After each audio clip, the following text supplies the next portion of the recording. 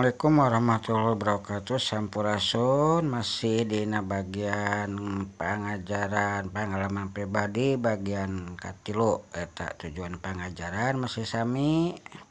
Ayeuna nu baris ku hidup dilakukeun nyaeta ngaanalisis carita pengalaman pribadi hidup milarian judul waktu kejadian sawe nu aya kaayaan di tempat barang jeung wangunan nu katingali sareng kumaha akhir eta caritana.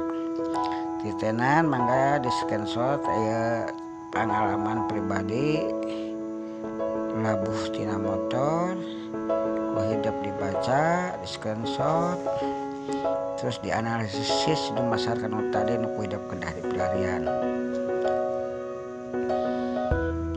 kade macana singgemat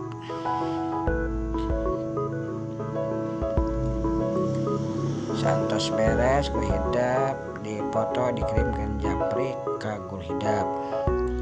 Ieu nu kadua carita pengalaman pribadi mangga sami sareng tadi screenshot dibaca kalawan gamat di pelarian dianalisis siga bagian anu carita tadi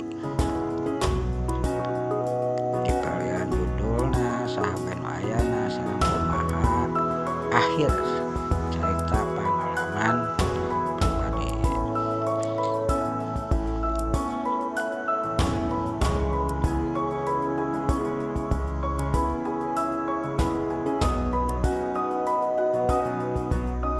Enggak isian dianalisis dilaporkan hasilnya dipoto dikirimkan ke guru hidup.